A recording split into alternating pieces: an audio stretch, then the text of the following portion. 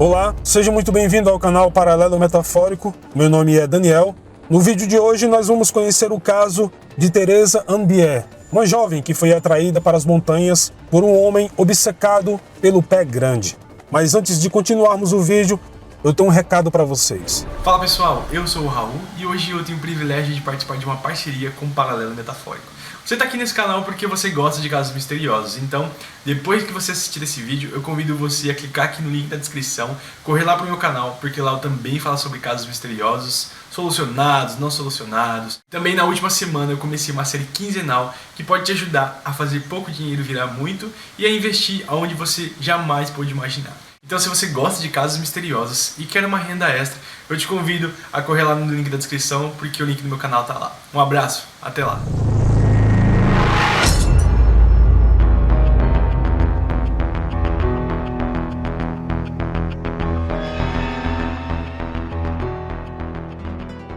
Teresa Ambier teve uma educação no mínimo difícil, para não falar coisa pior.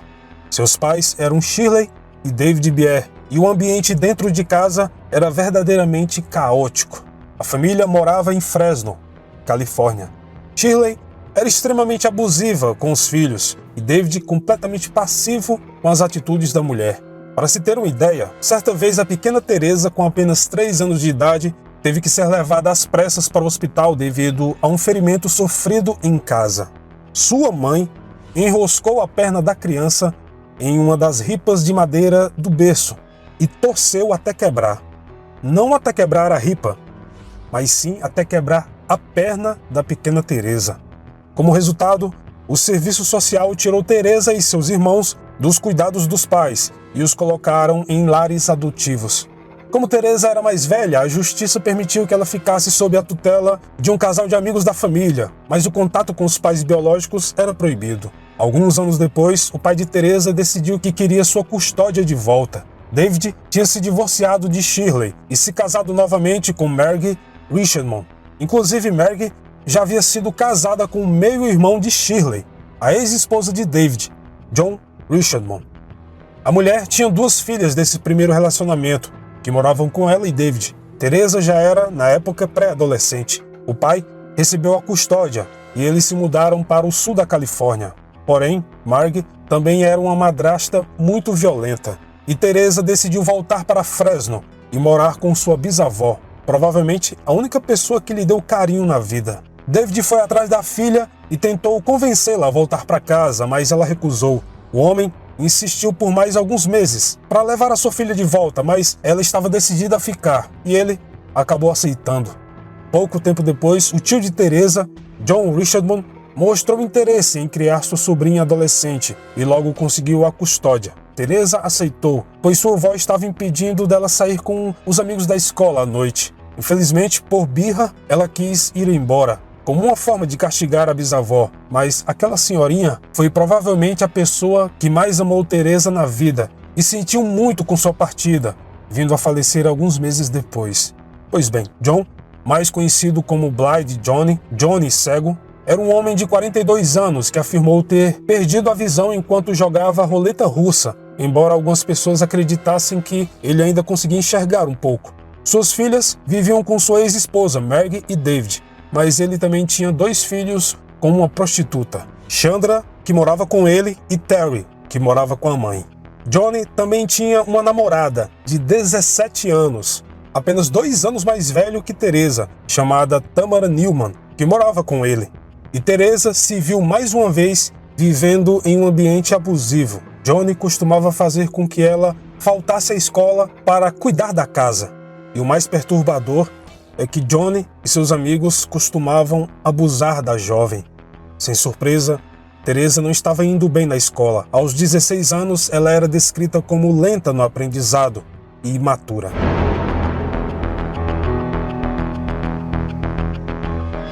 Em 1º de junho de 1987, Teresa disse às suas melhores amigas, Peggy e Janice, que estava indo para as montanhas com um cara que tinha conhecido recentemente. Ela disse que provavelmente perderia alguns dias de aula por causa da viagem. O cara que Teresa conheceu foi Russell Shelton Welsh, mais conhecido como Skip.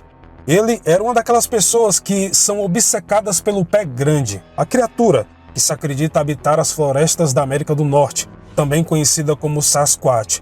Teresa, ingênua, ficou fascinada pela história e Skip afirmou que já tinha visto a criatura diversas vezes.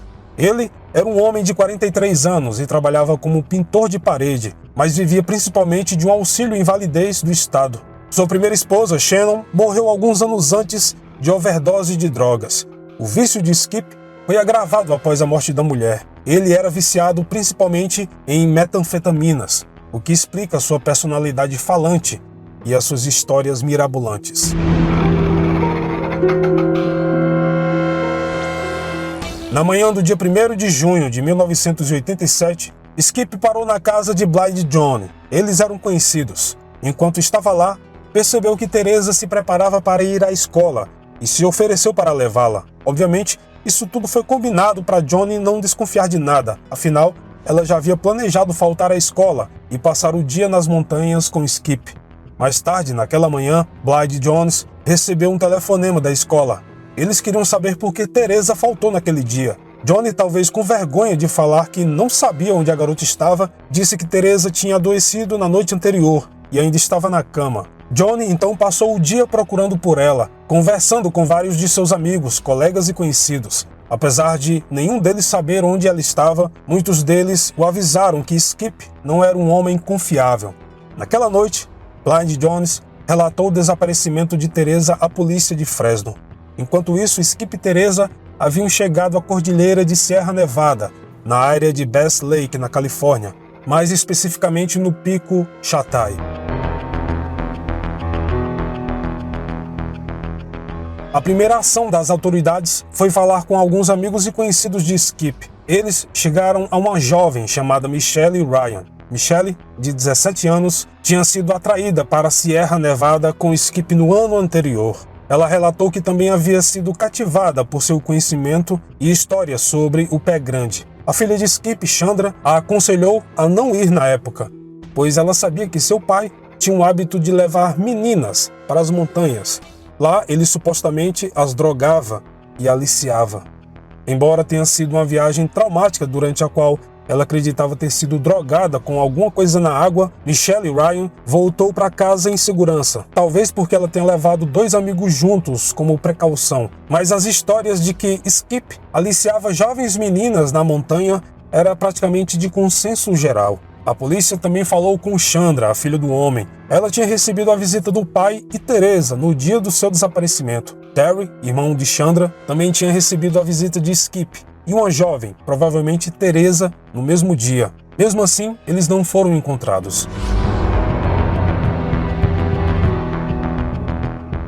Em 5 de junho, um policial avistou o Chevrolet Monte Carlo 1976 marrom de Skip, perto de um estacionamento de trailers em North Fork, uma cidade no sopé da montanha. Mais tarde, seria explicado que Skip havia descido a montanha para visitar uma amiga, Dorothy Davis. A mulher disse que ele parecia muito chateado e contou sobre uma jovem que havia sido raptada por um grupo satânico e mantida em cativeiro. Mas Dorothy disse à polícia que estava muito chapada no dia e presumiu que tinha tido uma alucinação. 5 dias depois, as autoridades finalmente conseguiram localizar Skip na casa de sua mãe, em Sunnyside, Fresno. Ele foi ouvido e acabou sendo preso devido a um mandado anterior por dirigir embriagado, que não tinha sido cumprido na época. Durante o interrogatório, Skip falou muito sério sobre o Pé Grande e afirmou que havia uma grande comunidade dessa criatura. Esses seres conseguiram permanecer incógnitos porque eram de inteligência sobre-humana e viviam em cavernas subterrâneas. O homem afirmou que havia se comunicado com eles algumas vezes. Em relação a Teresa, sua história foi complicada e mudou várias vezes. Estranhamente, ele insistia em chamar Teresa por um apelido que ele mesmo a deu, Sam. Primeiro, ele alegou ter deixado Sam, ou seja, Teresa, na escola, como havia prometido a Blind John. No entanto, ele logo admitiu que os dois de fato foram para a Sierra Nevada. Skip afirmou que Teresa havia fugido para a floresta com outra jovem. Mais tarde, ele afirmou que ela havia saído com alguns outros campistas. E depois, deu uma versão diferente, afirmando que Teresa tinha ficado super excitada depois que viu o Pé Grande naquele dia. Ela teria saído sozinha para tentar encontrar a criatura novamente. Segundo ele, procurou pela jovem por horas, mas não achou e acabou indo embora. De qualquer forma, Skip insistiu que Teresa não iria mais voltar porque ela seria muito mais feliz com a comunidade subterrânea de Sasquatch. Para ela seria bem melhor viver nas montanhas do que em seu ambiente familiar problemático. O oficial que conduziu a entrevista observou que Skip demonstrou pouca emoção durante sua fala. A certa altura, ele, sem que ninguém perguntasse, disse que se a polícia encontrasse o corpo de Teresa, não haveria nenhum sinal de abuso sexual. Ele alegou que, embora a jovem estivesse disposta a ter uma relação consensual, ele nunca teria feito isso com uma jovem, pois não era de sua natureza, segundo afirmou.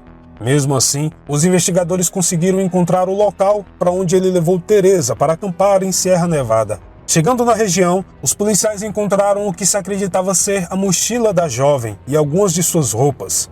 As buscas se intensificaram e um helicóptero equipado com infravermelho e visão noturna sondou toda a área. Cães farejadores então detectaram o cheiro da jovem em determinado ponto, mas depois perderam o rastro.